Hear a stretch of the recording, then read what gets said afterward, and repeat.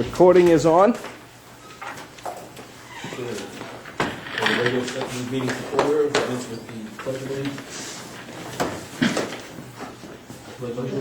To the flag of the United States of America and to the republic for which it stands, one nation, under God, indivisible, with liberty and justice for all.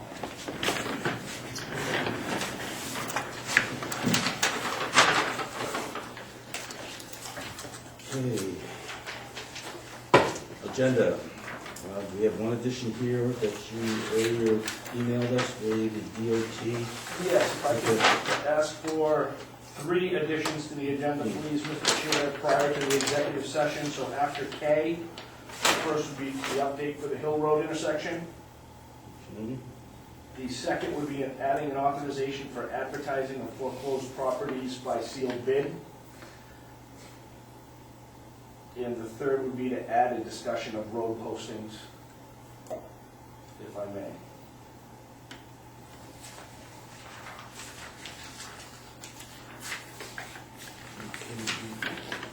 Does anybody else have anything to add to the agenda? A motion to approve it as amended then. All in favor? Public forum. Anyone bring the issue or matter to the attention of the board that's not already on the agenda?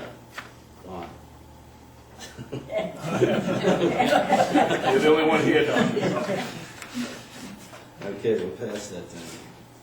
Approval of minutes of the March 24 utility TIF public hearing, the March 24th special town meeting, and March 24th selectmen's meeting. Did we approve the minutes of our town meeting? Not Typically usually. not. I've never seen that Added before. Figured I'd throw them in there and see if you can catch me on that one. Or the hearing. The public hearing, I asked that we approve because we had to send those minutes to the state. The special town meeting does not need to be approved, but the selectmen's meeting and the public hearing if possible. Should I make a motion, we accept the public hearing for Monday, March 24th? We accept those minutes? Second? Second. All in favor? Okay. And March 24th selectmen's meeting.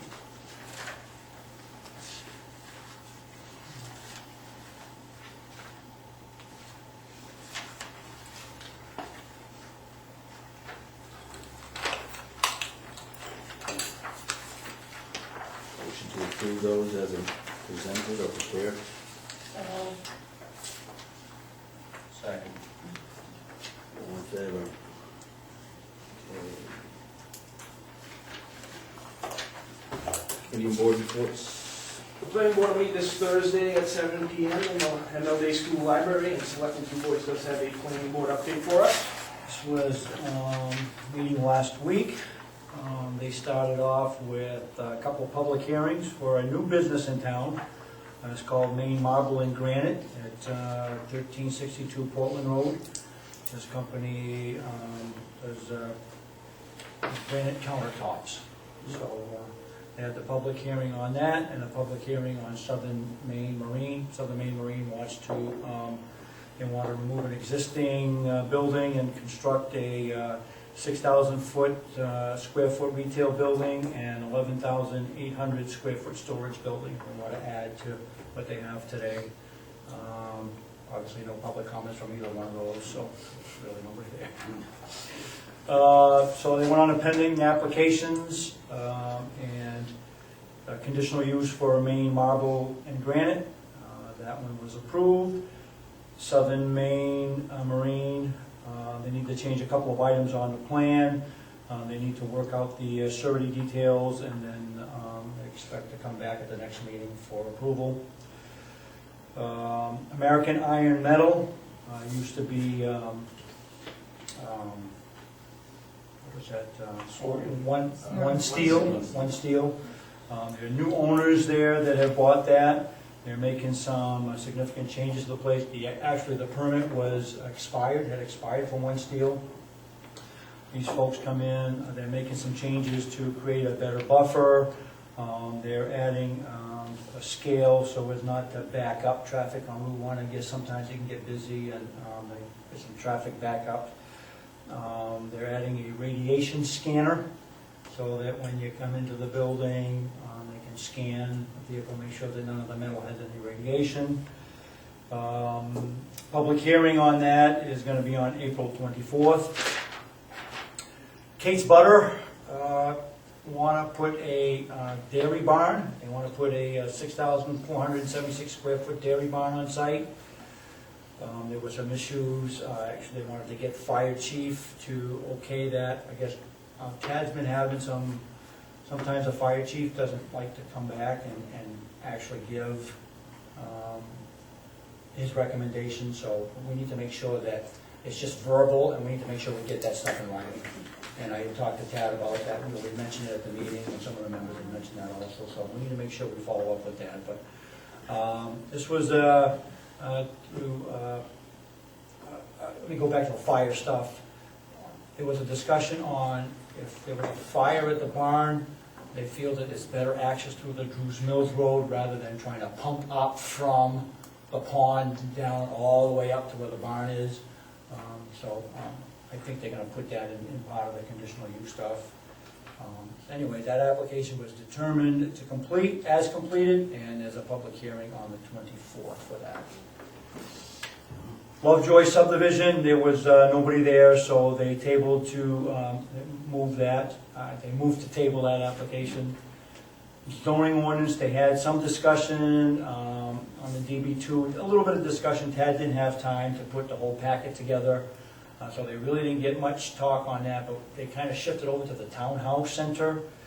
There was a discussion a while back about putting a tourist center somewhere around the townhouse, and there was a lot of concern from the board members about bus parking there. Residences probably didn't want to see buses parked there, buses running all the time. So there was quite a bit of discussion on that, and most members of the board, even though I think it's something that the economic committee would like to see, most of the members of the board felt that this is absolutely no benefit to the town whatsoever. You know, because those folks that are coming in, where they're going to Dock Square, right? They're not coming to Arundel, so they felt that it had really no benefit to the town, and I believe that they're not going to move forward with that. Town planners report, Ted talked a little bit about the E911 ordinance. Members of the board were like, why are we even doing this? I mean, there was a whole long drawn-out discussion on that, but they fell into compliance with that. A discussion about the completion of the comp plan. We've got a cluster subdivision coming up. He didn't talk about what it was, but it's something that's on his plate. We've got a daycare center that's coming up, and he passed out a timeline for ordinance revisions. We're coming pretty much down to the end here where they've got to get these ordinance revisions going. So they passed out a calendar as to what's got to be done by when. So the planning board's still got quite a bit of work left to do, and we're going to have to be tasked, pushed real hard to get that stuff done. Adjourned at 9:28 p.m. Wow. That's a record. Do you want to do the RSU update as well right now? So I went to the public hearing for the school budget, and pretty much it went over pretty good. The biggest concern was there's a discussion about the elimination of the DLC program at the Kennebunk Consolidated School, and there were quite a few, there were some teachers, there were some parents, and there were some children that stood up and voiced a lot of opposition to that. I guess the community that it creates, taking that out of there and moving it somewhere else, there was just an awful lot of opposition. So I believe that the board is going to go back and take a look at that. One of the other things, there was elimination of, I can't remember if it's one or it might have just been one, but teachers from the Kennebunk High School for the Industrial Technology Program. Again, there were teachers and some folks that stood up and said, go find another way to pull money. These teachers are real important, and so they're going to take a quick peek at that. As far as the meeting goes, items that I pretty much stood out for me was the high school the high school building committee has already had 2 meetings, and They're scheduled to take a look at South Portland and Biddeford at what they did in their renovations. And they have a go-get to be under 42 million. So they're gonna go back and look at it and try to stay under 42 million. Mildred Day, they've been tasked with staying south of 9 million, and the Consolidated School's been tasked with staying south of 4 million. Those committees have not met yet, those building committees have not met yet. Superintendent search is quite a ways into its process. They're gonna start pretty much lining up the individuals that they're gonna do for interviews. And then the last thing was a curriculum design team. They're looking at redesigning the 6th to 8th grade math. Today, this is a program that's called Everyday Math. They're working at getting away from that, coming up with a different type of math program. And somebody from the audience stood up and said, hey, you know, geez, you're doing 6, 8, what about K through 5? You know, you get K through 5, you're doing everyday math, and then 6 to 8, they go into a totally different program. So the committee is gonna look back with those folks to try to stay consistent throughout.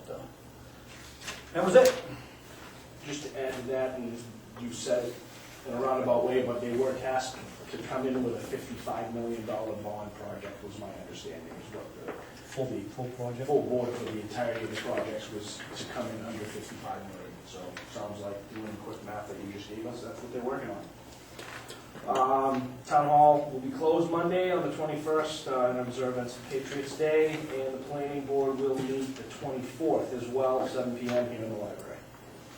Then going back to the budget, what was the projected increase as the budget stands? I heard 4.5 or more. Okay, so let's see. Overall, 5.23 is what I heard, and 5.23. for Arundel, it's a little over 1%. Yeah. 0.79% for Arundel.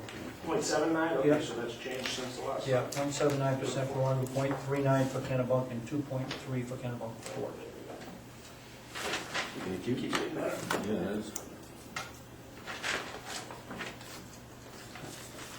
Okay, new business, we need to consider a liquor license for Fraternal Order of Eagles. Code enforcement officer and the deputy sheriff have found no reason to deny this application. Motion to approve it. So moved. Second. Any further discussion, questions? All in favor?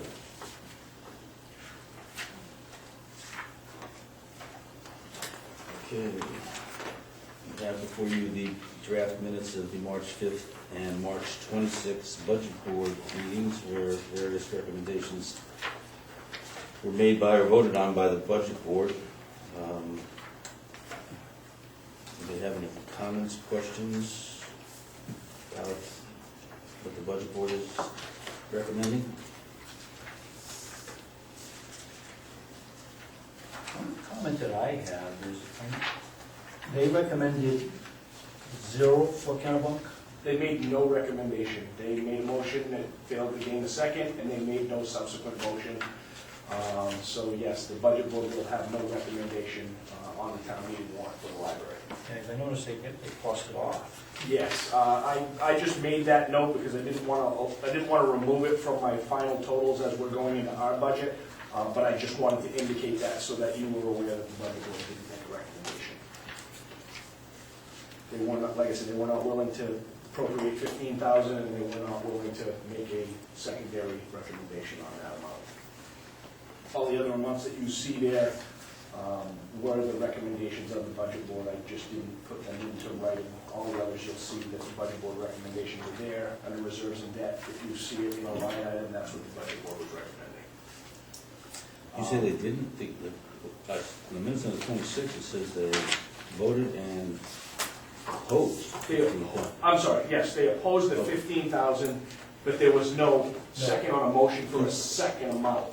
Somebody had, I believe it may not be reflected in there, I believe No, they it's recommended 13,000 and there was never a second on that. Oh, So okay. it didn't make it. I'll go through this really, Yep. if you want, line by line, or basically line by line. What you see for revenues is almost identical to what it was I presented to you earlier in the year. But what I've done here is I have taken revenue,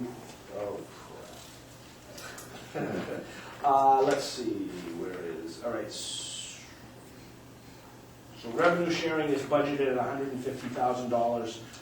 I didn't want to get too enthusiastic. $158,000 is what the state has promised us this year. That was voted on by the legislature. I take back that old crack. I was looking at the 221. I realized we're never getting that again. So the legislature was threatening to take more revenue sharing. This year, there was a vote to commit to the $40 million funding level, commit to not rating an additional $40 million, which puts us at $60 million total for revenue sharing for the state of Maine. With that $60 million of revenue sharing, it gives the town of Arundel $158,000 that will come to us from the state. I added a little bit of a buffer in there and dedicated $150,000 to that cause. We have discussed previously, just before that the homestead exemption has been more accurately reflected, so we'll be at $67,500 as opposed to the $2,000 for the veterans exemption. And then if you flip to the last page of revenues, you'll see that where I put revenue sharing more in line with what we're being promised, I've reduced the amount being used in the undesignated fund to by $50,000 to $260,000. So there'll be a slight $6,000 increase, just under $6,000 increase in revenues this year, but they're being appropriated differently. And as you look through those line items, you'll see where those changes have been made. We're realizing more revenue in the ambulance and other departments. So the budget board accepted my recommendation of $1,605,821 for revenues. The selectmen has not changed. If you're following, just follow along. Planning board, there was a slight change in the planning board. The cost of the Southern Maine Regional Planning Council dues increased. $22. $22, exactly. They changed their name and they stopped taking money from the state. For some reason, it cost us $22 more. So that has increased. Appeals board has not changed. Professional services have decreased. And the reason for that is services. That's elections. We're not going to have all these other elections, and Sim and crew are doing a much better job with the voting machines. They do a great job anyway. But historically, that's what we've been running for elections. So that decreased by $1,000. Town hall administration is salary increases and insurance increases, basically, that you're seeing there. So that's a slight increase for that line item. Town hall budget in and of itself has decreased by approximately $7,000, realizing equipment repairs and maintenance, building maintenance, things that we have not been expending fully, that I'm trying to, not nickel and dime, but try to make reductions where I feel comfortable and I can see fit. Planner code enforcement officers, the increases are the same, the 3% proposed, and health insurance increases, which were approximately 4% for the first half of the year. Hey, Ted. Yes. I'm taught. All right. Go back to the town hall. Yes, sir. So other services, discharges, transfer liens, main statutes, maps, etc. I don't buy the statutes anymore. I use the online version. In the past, the town has subscribed to get bound hard copies of the Maine revised statutes every year. It was about an $800 cost to the town every year. I feel that we pay attorneys to have copies of those. I can access the Maine statutes that are more up to date online, so that's how I use those. So that's part of the savings there. And then it was the historical number of discharges and fees that we were experiencing that allowed me to decrease that one. And then the postage was basically the less Postage meetings. is what I've been, I realize that there's increases in every year in the amount of the postage, but once again, I'm tracking what we've been doing and trying to use those numbers more so than actually just budgeting what's been done.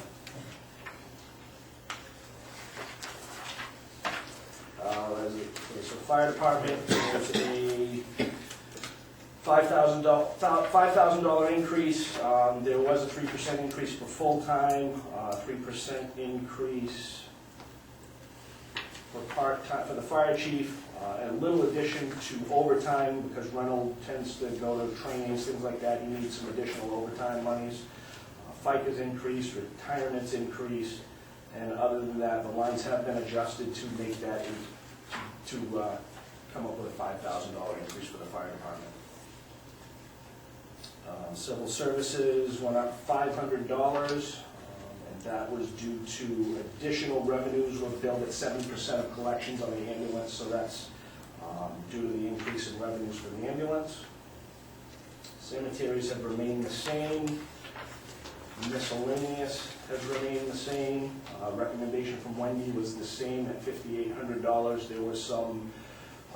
There were some entities that she decided that no longer needed funding and reallocated those to other entities that she does a lot of business with in town. Eastern Trail Association dues have remained the same. I'm told that if they can get South Berwick, North Berwick, and I believe it's Elliott on board, that those dues may go down to $3,500 a year, but that won't happen this fiscal year. That's looking into the future. Yeah, I don't think they're gonna get North I Berwick. don't think they are either, unless Pratt Whitney wants to write a check and say, here you go. But, you know, that's just a one-time deal, right? I mean, Pratt's not gonna write a check every year. No, absolutely Decide not. that, you know, they can help them out, but Yeah. they're being, I've attended a couple of those meetings with the Eastern Trail, so. Yeah, okay. Yeah. Yeah, I know that those towns aren't very much in favor, and I don't think they ever will be. Eastern Trail maintenance is proposed as the same. The budget board recommended $2,250 for a slight increase to allow for some additional mowings of the trail, a little additional upkeep for Roger and the crew. If the board goes with that, that will then change. If the board goes with $1,500, that line will have to change to $2,250 in order to accommodate the request for the budget board, because you can recommend to go up, down at town meeting, but you cannot recommend to go up. So somebody on the floor can't make a recommendation higher than what is on the warrant. So the budget board recommended $2,250 for which one? For Eastern Trail maintenance. Okay, so they wanna add to the $1,500. Yep, they wanted to add $750 to that. Yeah, okay. Public Works, there's an increase of about $12,000, $13,000. That's salaries, that's not overtime, that's salaries, FICA, the requisite increases that we've been experiencing. Heating oil's been increased a little bit. They using a little more. They can't, anybody that knows anybody that has waste oil that is willing to donate to town hall, if you change your own oil in your vehicles, things like that, Public Works has a spot where we can take care of that. Really? That's what they use to heat their garage, and they'll take it. Got like 4 gallons of that stuff in my garage. Roger would love to see you coming. They ran low this winter on waste oil because they couldn't. Actually, I got more than that. I got 3 5-gallon pails full. He would be more than happy to see you coming, so, yeah, anybody that changes their oil, that has oil kicking around, Roger. They still have it. Remember that, at the transfer station, We broke did. constantly? Yeah, we had issues with Oh, man. that. Yeah, no, I yeah, think it was because it was only used a couple of days a Oh, is week, that what it was? as opposed to being used all the time. yeah, knock on wood, Roger's never Do brought they to my have- attention any serious. Should they have room for storage of it? Yeah, Because actually, that would be something you could put in the newsletter. yeah, now that winter's over, there's still a 275-gallon drum in my basement that I donated to Roger that they're gonna come pick up and they're gonna put online down at the fire department, at the Public Works Department, so they'll have some additional storage. I think they have another 275-gallon, I don't know how much they can actually hold on site, but that's something that we can discuss with Roger and possibly put in the newsletter to let people know we can accept that. Services increased, and that is due to road striping. DOT requirement that you have 2 little yellow lines, not just one. If you're gonna have little yellow lines, there have to be 2 of them. That is the main uniform, manual of uniform traffic control devices standard. So this year, any road that gets repaved will go for a double yellow line down the center. And as the lines begin to fade throughout town, when they are replaced, they will be replaced with a double line.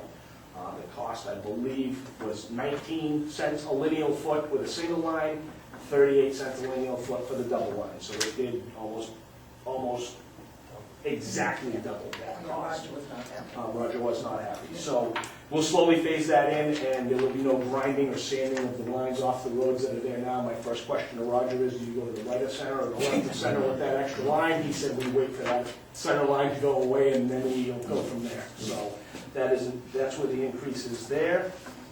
And also operating supplies.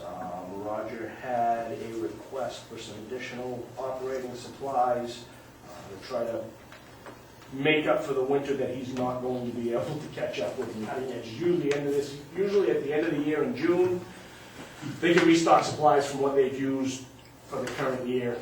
Don't believe that'll be happening this year, so we'll be cutting edges, things like that that we can typically buy with remaining funds. What's the additional ball field maintenance? That ball field maintenance is, they're going to be, I think they're looking to rototill Yeah. that field. Harley rake it, and at the end of the At the end of the season. season to Yeah. start, because it's, there's so many depressions in it over the years, the kids.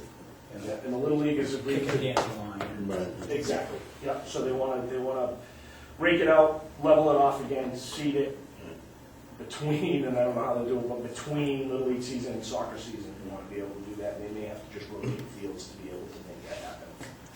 But there are pits, there's sinkholes, I guess there were stumps and stuff out there back then, so that needs to be leveled off.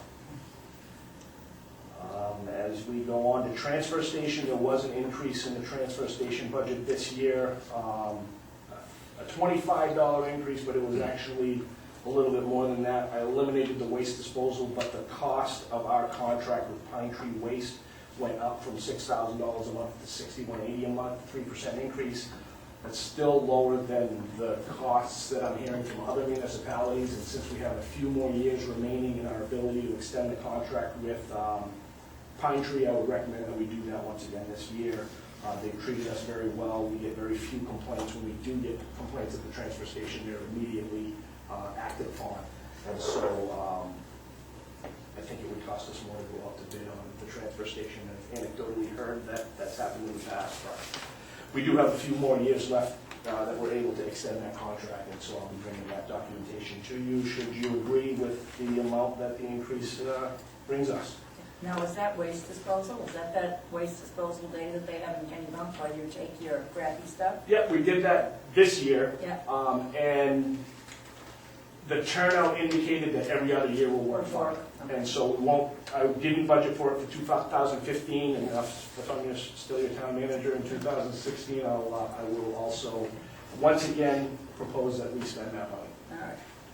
General assistance, very little increase due to salary.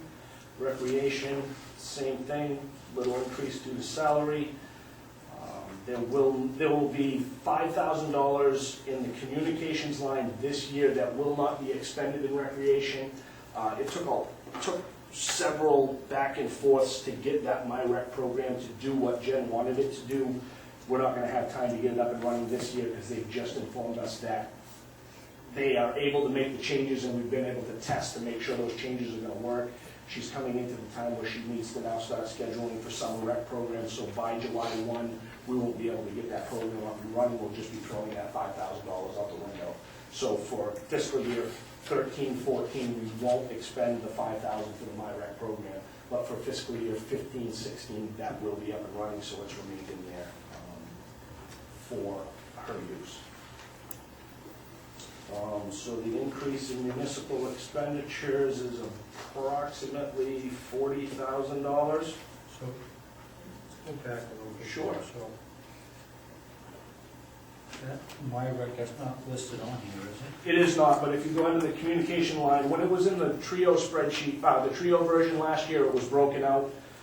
So $1,800 of the communications line will be expended for communications, and then $5,000 will go to the general fund. She's been made aware of that those monies are not to be spent for this year. So the line hasn't increased, it's just that this year we're not going to get to spend. And that's the software that's, we spent money on that just really didn't seem to work, and Yeah. and they've come back and said that they can make it work. They made it work to her satisfaction. The initial programs that they've shown us and tried to jam down our throats didn't do what she wanted her to do. It was actually creating more work for her on the backside of the website to have to go in and turn on and off things at certain times that just weren't convenient. You know, I can't have her at 9 o'clock on Thursday night having to log into the system and have to turn a program off because of scheduling. A major problem was if people weren't signing up and paying online with a credit card, they could sign up online, assume they have a spot, but if 15 people signed up with a credit card and by the time they got to town hall to pay cash, that spot could be gone, but they could think that they were actually signed up online. So they took care of all of those So issues. for this year, she going back to the old, This year she's doing paper. like she did before? Yep, she's continuing to do like she did before, and then next year we'll be up and running. It's an annual contract, so whenever it starts, it'll go for that full year. Right, so we're not gonna pay them $5,000 Yeah. this year, and we're not gonna lose because we're not paying them this year? That's correct. That's correct. The only loss, if you want to consider it a loss or a gain, is that $5,000 will go into the general fund. It won't be used this year. And we won't lose all of the data all of the program changes that they made will be made available to us when we make that commitment next fiscal year. So why would we still have a line item of $6,800? Why wouldn't we just have $1,300? Because you can't, once it rolls over, you don't spend it, it's undesignated funds, you can't use it. So It's in the undesignated fund. we don't have a line item budget, so it doesn't automatically carry over, so we can't, at the end of this year, transfer that money direct. We have to get special permission from town meeting. So it has the same effect, budget board asked the same question, it has the same effect of that, but where we don't have a line item budget that just carries forward, we have to let it close out to the general fund and then rededicate it next year.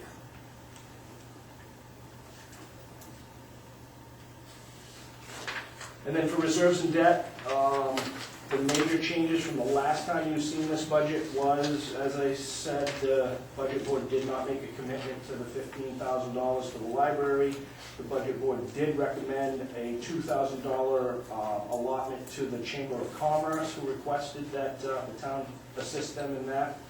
And also an Economic Development Committee expense account, which would be to get EDC members involved in the Economic Development Coalition of Maine, the Southern Maine Development Coalition, and the ability to possibly do minor advertising for business openings.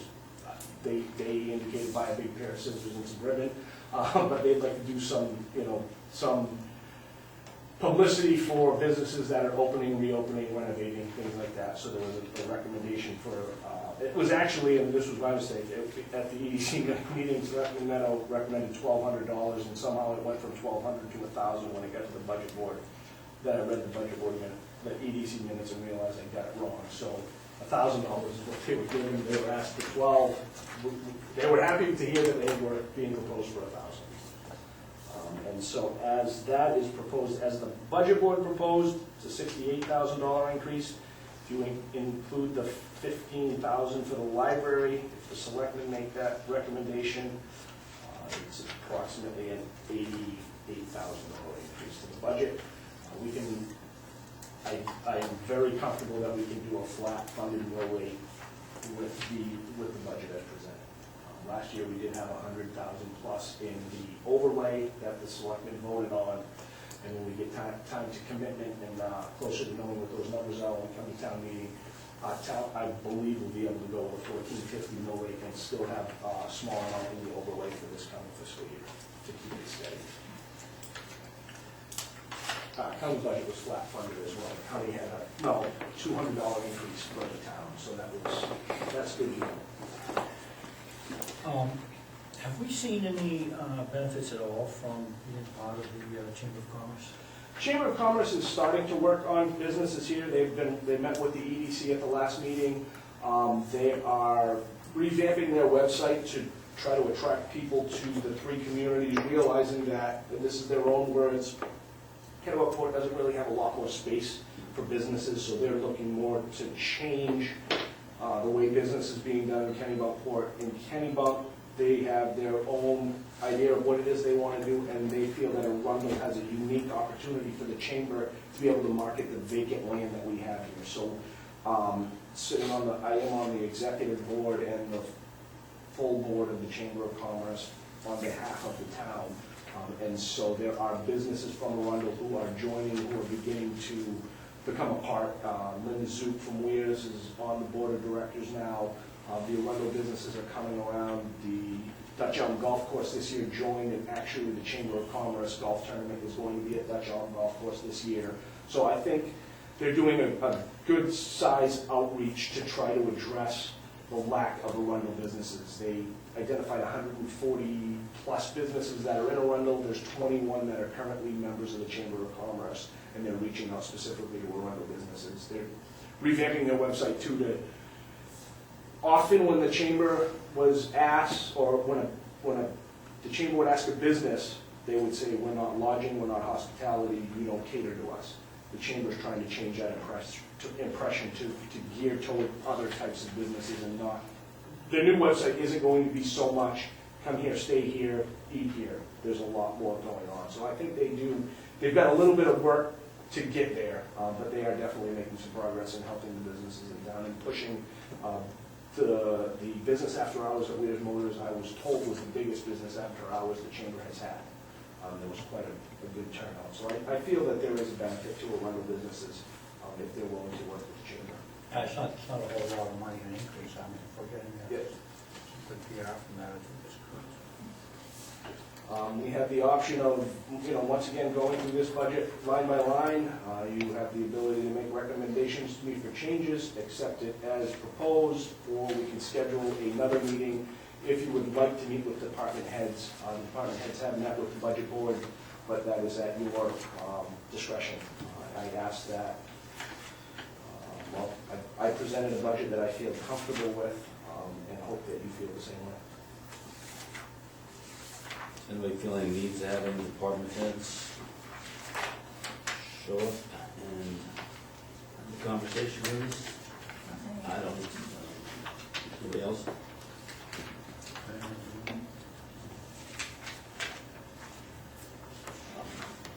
That said, then,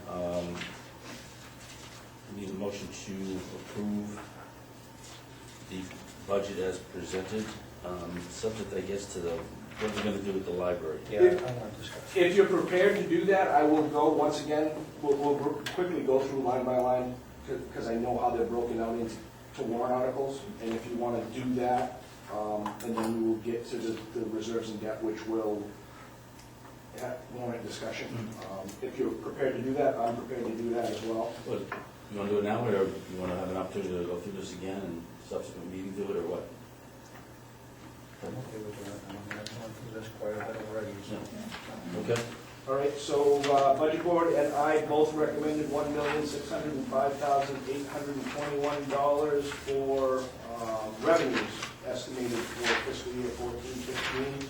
If the selectmen feel so inclined, I would indicate a motion. So moved. Second. All in So favor? just as we go along this, is that total revenues 1,605,821? Yes, 821. And you made a motion, Dan? You don't have an article number for that yet, right? I do not, because I don't know how many articles there will be prepared.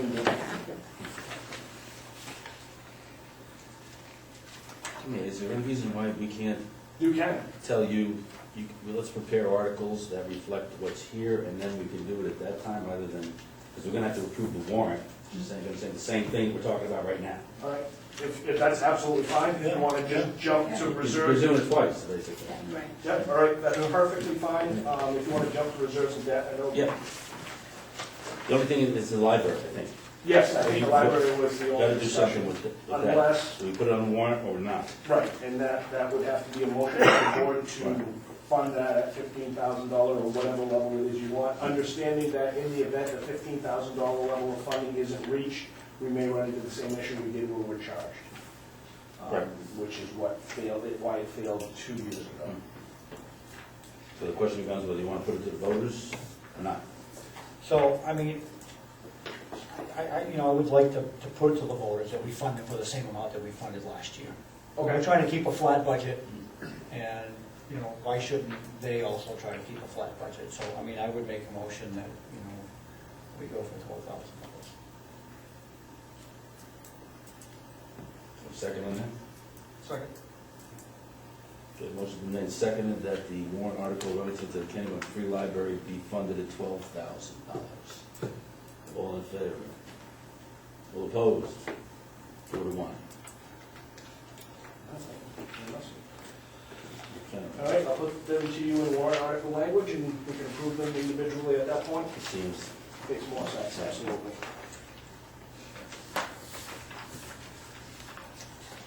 okay, so, we're all set then with budget items for right now? Yes, we are. All right. Okay, item C then is consideration of the issuance of a municipal quitclaim deed to the heirs of Lisa Wagner for payment, after payment of taxes has been tendered apparently.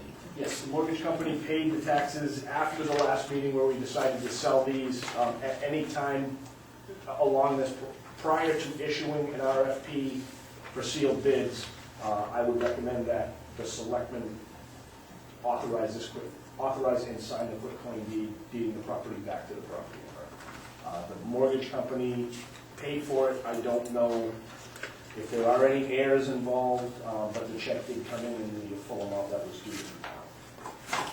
I make that motion. Okay, is there a second on that? Should we delay action on this until we have a later discussion about executive session to discuss property development matter?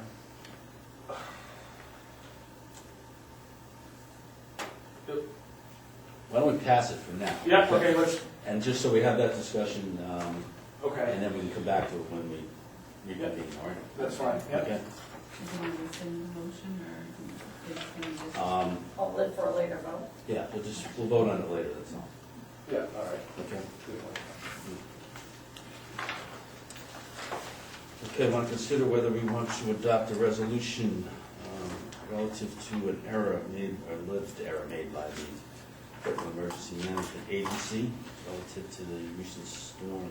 This is in regards to there was an ice storm that some communities experienced that we did not. And when this happened, and the governor tried to declare this disaster emergency, FEMA came back and said sand and salt, machine hours, man hours, overtime, none of that is covered. Well, in the enabling legislation or the codes that create FEMA and disaster declarations, it specifically references snowstorms, ice storms, windstorms, rainstorms. Well, there's a loophole in that enabling document that doesn't allow for reimbursement. So last February, we had Winter Storm Nemo. Town of Arundel was reimbursed approximately $38,000 for Winter Storm Nemo because it allows for man hours, equipment hours, sand and salt, materials. It is the belief of Maine Emergency Management Agency that when the FEMA rules were revised, that was unintentional. There's some argument there as to whether or not it was. But as these events become more frequent, we all know an ice storm can be a lot worse than a snowstorm.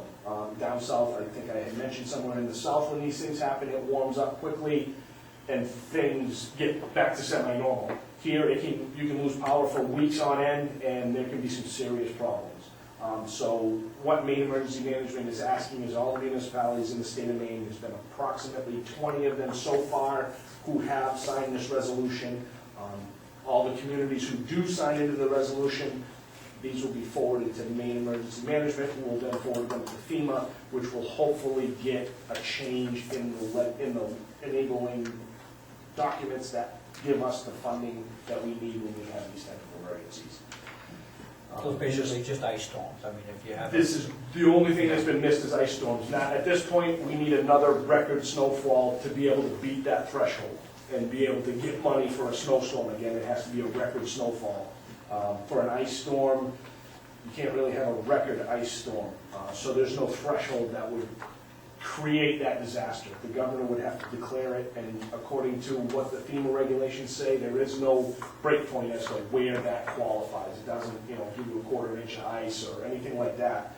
So they're looking for some sort of a change to be able to get us reimbursed when there are ice storms that are declared a disaster.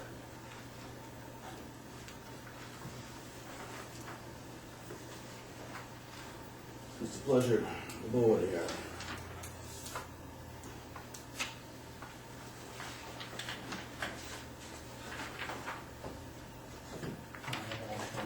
This resolution. I'll second that. There's a motion being made that we adopt and sign the resolution to be submitted to FEMA, State Emergency Management, right? Yes. All in favor? Any opposed? Okay. Thank you. Passes. I don't have the original, do you have the original? You never gave me I that.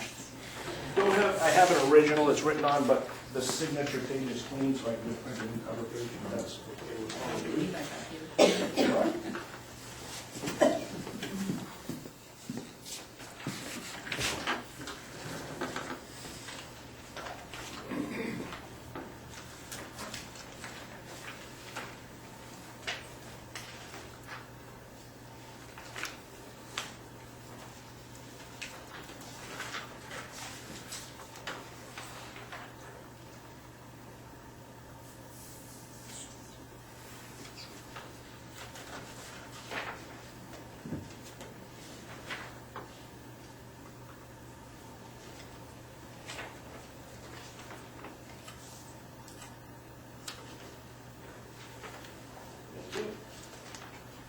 Okay, next item is to appoint election clerks for upcoming elections. Yes. So moved. Motion's been made and second. Second. All in favor of appointing these folks as election clerks? This is for a 2-year period. It's done has to be done before May 1st and between April 1st and May 1st. All votes yes. Yes, I do.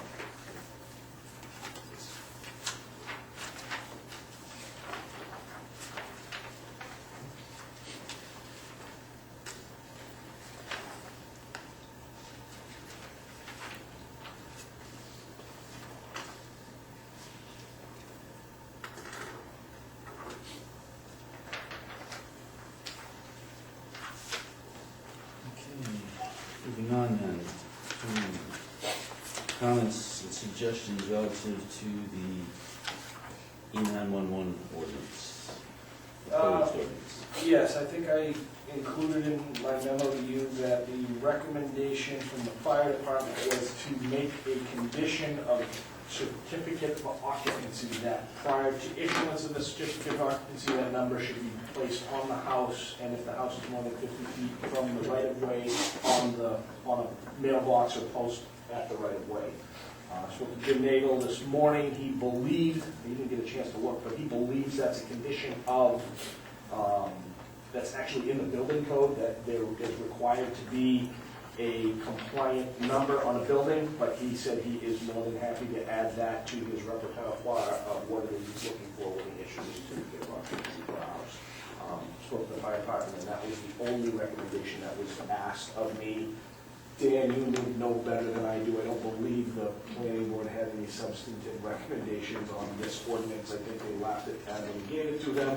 But I mean, their questions were, why do we need this? And I mean, we're basically following this anyways, right? Yeah, this is basically a model ordinance that was adopted 3 or 5 years ago, I believe, by all municipalities in the state. We're following the rest of what they do. Yeah, and we'll just relate back to the planning board, which is that we don't have an ordinance today. I mean, yeah, it's being followed, but there's nothing, we don't have an ordinance today. That's really why we're doing this. Is there any concerns about just having one person? I know we talked about this before, but the addressing officer here, rather than having a committee of some sort, whether it's Public Works, Fire Chief, Deputy Fire Chief, yourself, just because if you mentioned an incident where somebody was unhappy, and I don't want one person out there making the decision and then having him be rated because somebody doesn't like the guy that they're So today it's not just one, right? I mean, does Wendy work with Roger today? Yes, what happens is Wendy takes the call. Wendy is the one who updates the books, keeps the maps up to date, issues the letter to the postal service. Roger goes out, does the measurements of how the distance in between, and in the instance that you recommended, it came to me to say, what do we do that the name doesn't, jive? So we can add some language there to make it a committee, kind of like the staff review committee, so that one person isn't getting hosed. You get some support then. If everybody says this is too similar to another name, Yep. Right. then you got 3 people saying yes to that rather than just one. I can definitely add some language to that. And the only other thing I had is, what about offensive names? I only say this because I was doing some research years back on a road, I think in Lyman, that we were trying to figure out, and it was N-Word Hill Road. Are you serious? I am serious, and it was embarrassing to talk about when everybody was trying to figure out. But, I mean, I could see, Did it actually exist? yeah. Yeah. All right, let me look into that too. I didn't I don't know even if we got think of First that. Amendment problems there or not, but offensive or racial slur type names or profanities, I mean, somebody wants to get cute with a road name, I mean. Like license plates. Yes. Right, Exactly. there's a review committee for Right, that. right, Yeah. there is. Yeah. So we're no longer gonna have an addressing officer, we're gonna have an addressing committee. Yeah.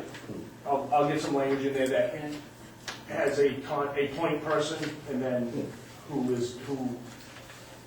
in the event of a difficult choice, who is involved in that decision-making process.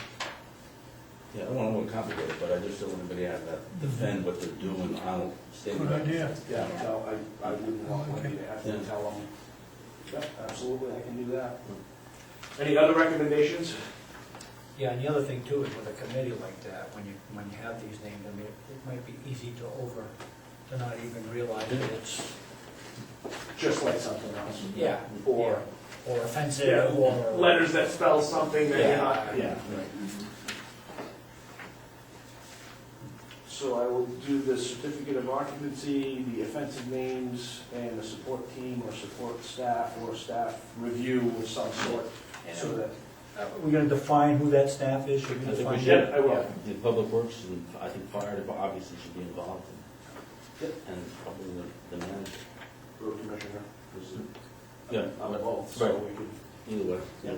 I will do that. Any other recommendations or things that you notice that might be an issue? All right. I will move that forward. Okay. Town manager requesting authorization to expend $5,762.34 for municipal, miscellaneous capital outlay to cover the reimbursement for tip legal expenses. And that should say $5,672.34. Dyslexia got to me again. And I will eat crow here and say that I did indicate I didn't think it was going to be this much of an outlay, but reviewing the work involved in getting this tip approved, I would agree that Ernst Sure has served the town. We've learned a lot in the first application, knowing what will need to be changed. Hopefully we'll be able to whittle through some of those legal fees through the next process. As part of the approval of the TIF from the DECD, district administration and professional fees are allowed to be reimbursed. And so if this is expended out of the capital, the miscellaneous capital reserve, which the Board of Selectmen has the authorization to use as they see fit, is exactly the language of what defines that miscellaneous account. It can then be reimbursed when we start realizing revenues through the CMP TIF. It'll come right from that too. Even though it's a different year? Yes, even though it's different year. And so it is my request to reimburse that amount in order for my legal budget not to be overexpended and to have a place to reimburse. I move that we authorize you to expend $5,672 34 cents from the miscellaneous capital overlay to cover legal expenses on this tip, in the same detail. Second. Any further discussion on that? All in favor? Would it be your intention to employ, is it Sean? Sure. Sure. We need counsel with this next one. Yes, So, absolutely. I would absolutely recommend that. yeah. And I will give him not to exceed amount ahead of time on that one. Just, Yeah. I would assume it'll be in the same ballpark, but I just didn't see the amount of changes that would be needed from the consultants who provided that indication to us, so. No, it's a very specialized area. Oh, absolutely. Costs money.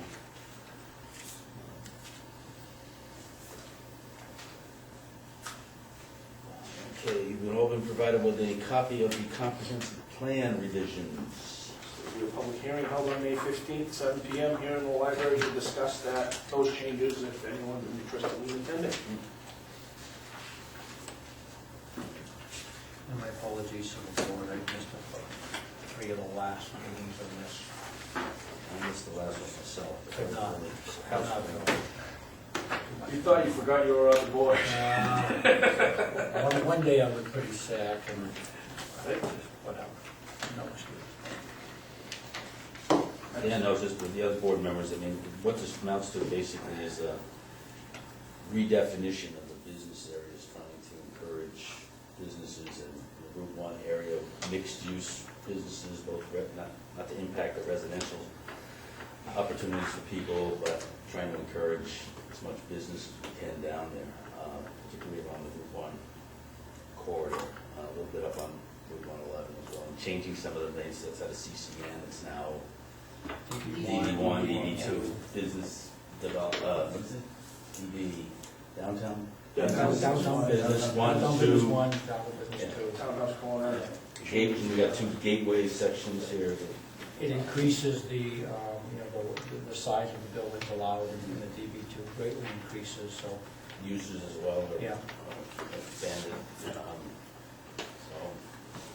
So what it makes it, what it does is it kind of brings what the planning board has been working on for quite a while. Kind of changes a comprehensive plan so that they're basically in agreement with the comprehensive plan. What they wanted to do before was kind of against what the comprehensive plan was saying, so they've done a lot of changes to incorporate all of that. Who's conducting a public hearing, are we? Or is Comprehensive plan committee. Okay.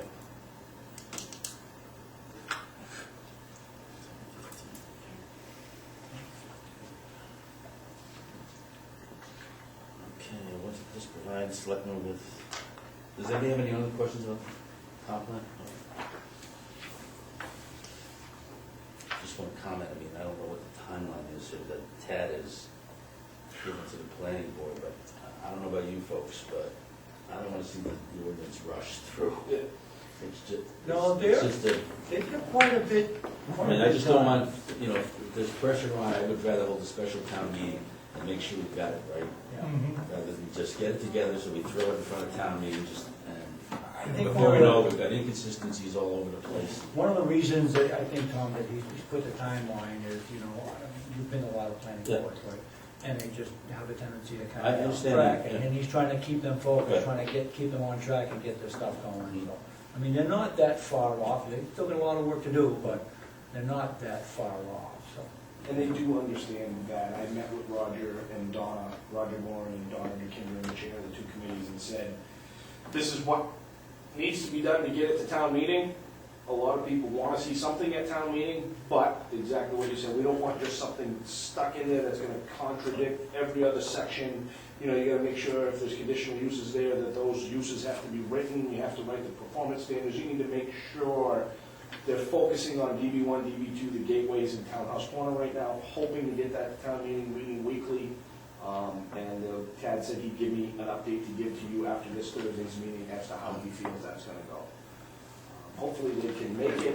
It kind of like Dan said, it was a ploy to hopefully let it fire. And nothing against the planning board, but they have a tendency to reconsider a lot. And we're trying to see if they can come to agreement and move forward. Public debate and discussion is fine, but I just, But this certainly can go forward to town meeting. This is Absolutely. done. Yeah. And that's gotta be done first anyway, so. Okay, the next item is provide selectmen with economic development approval of TIF plan.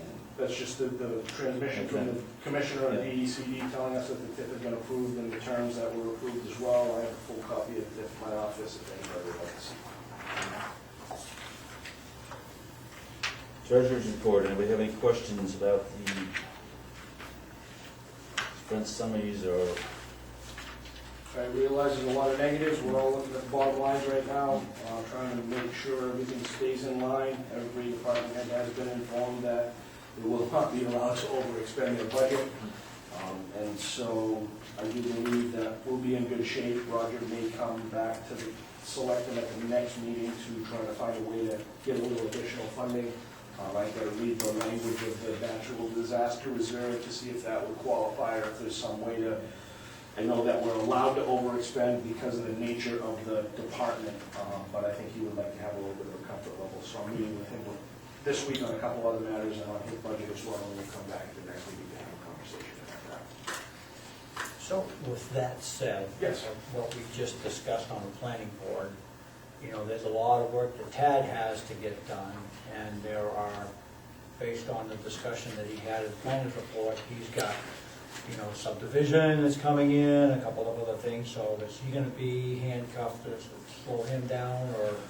No, I can, within his budget line, make adjustments within the planner budget to be able to make it happen. We've already had the conversation where he has time that he wants to use, vacation time he wants to use, he has days off he wants to use, but I'm not gonna tell him, stop meeting with these boards, I wanna see this stuff get done.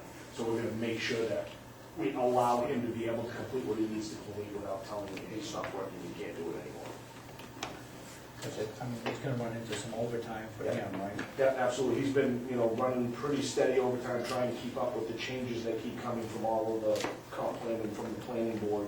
Now he's got this to deal with. This won't be as bad this time around. The CMP TIF did take up a lot of our time because there were so many changes, and the change from the commissioner's office really threw a curveball at us, and we had to almost start carte blanche all over again. This time around, I'm taking the majority of the TIF project from him because he's got enough other stuff to do right now. The reason I let him go with the TIF on CMP is he started that one many years ago, and he wanted to do that. And this one here, I'm asking him, you need to step back. I'm gonna work with the developers, I'll work with the attorneys, we'll get this one done. You get your ordinances and all those other revisions done.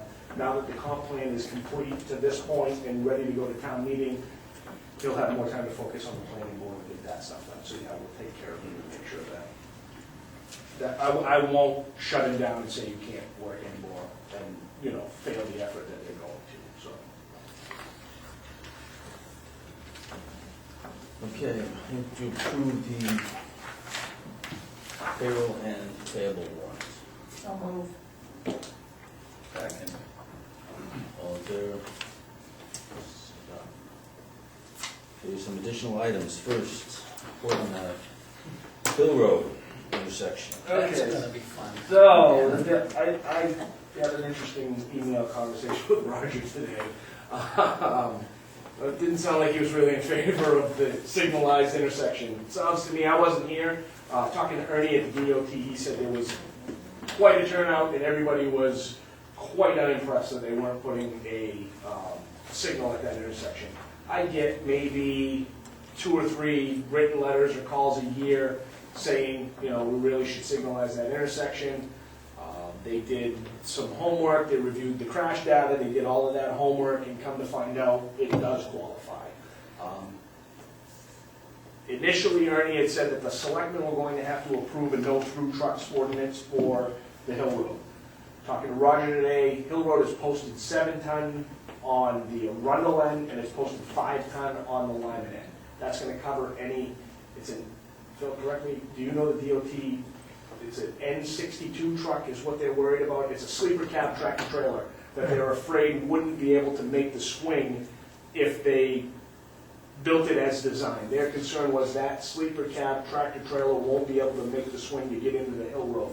After speaking with Roger, it's a 7-ton on our end, 5 on the other. There's no way that tractor trailer should be on that road anyway. So it may require, Well, go ahead, Joe.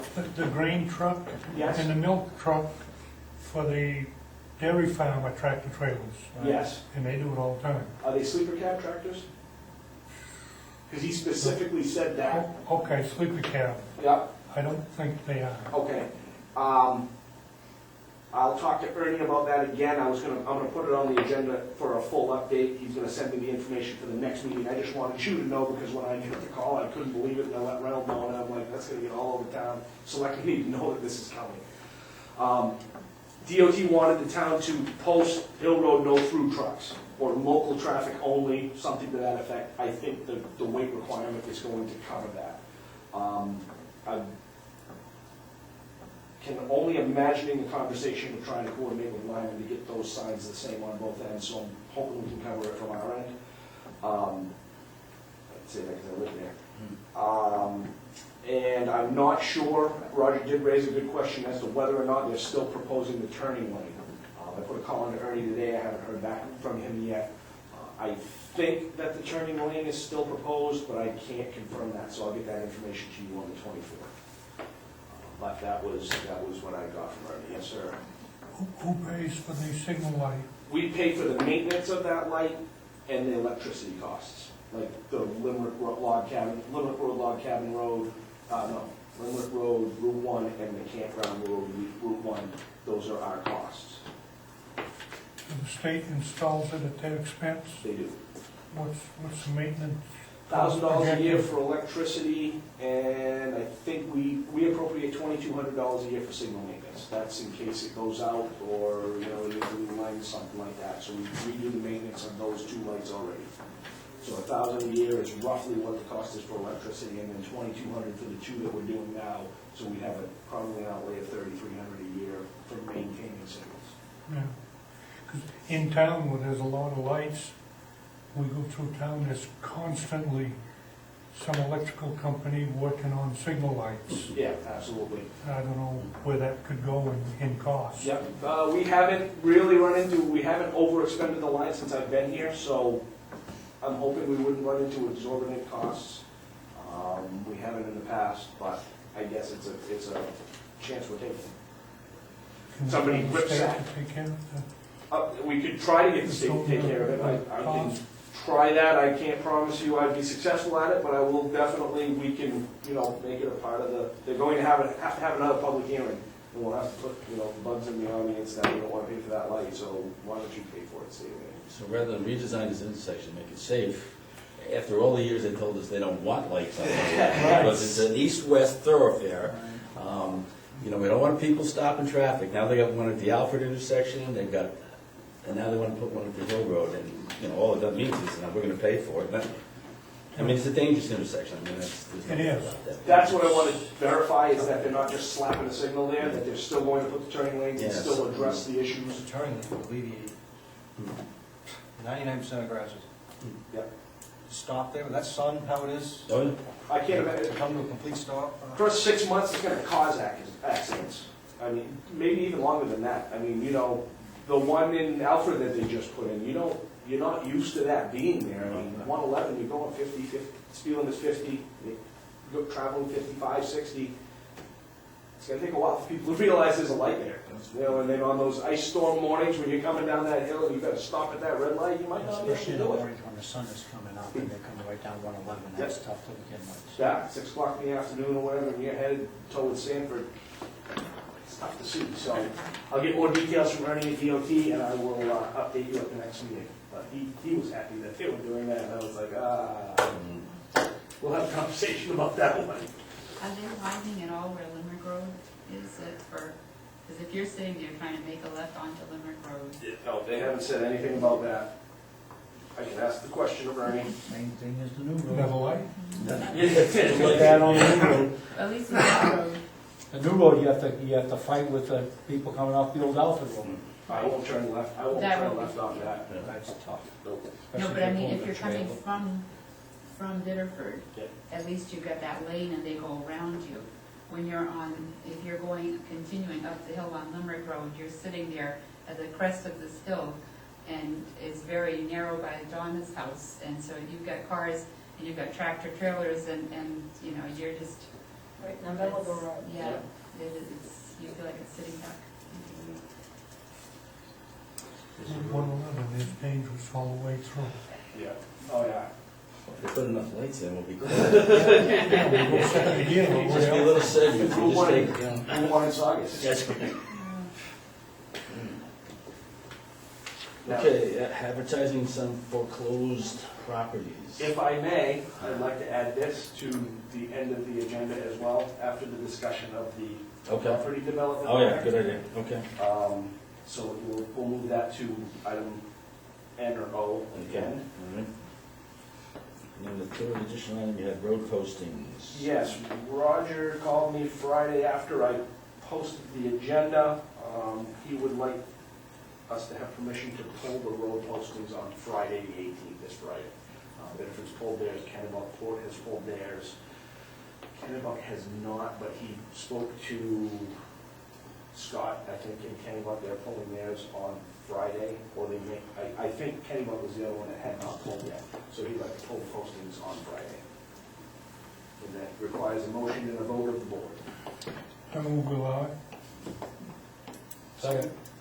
Is that a conflict though? Would it be better not to? Maybe somebody else should make the motion. All right, I'll make that motion. Yeah. No, Second. You worked quick with that, Phil. Yeah. I was just gonna ask, how the roads, Phil? Are we- Actually, the road's in pretty good shape right now. Yeah.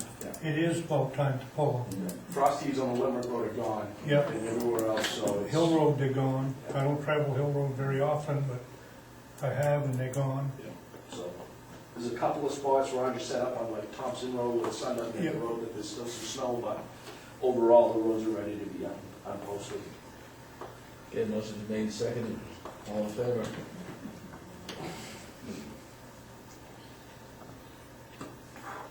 There's a guy across the street here that has a, looks like a sleeper tractor trailer.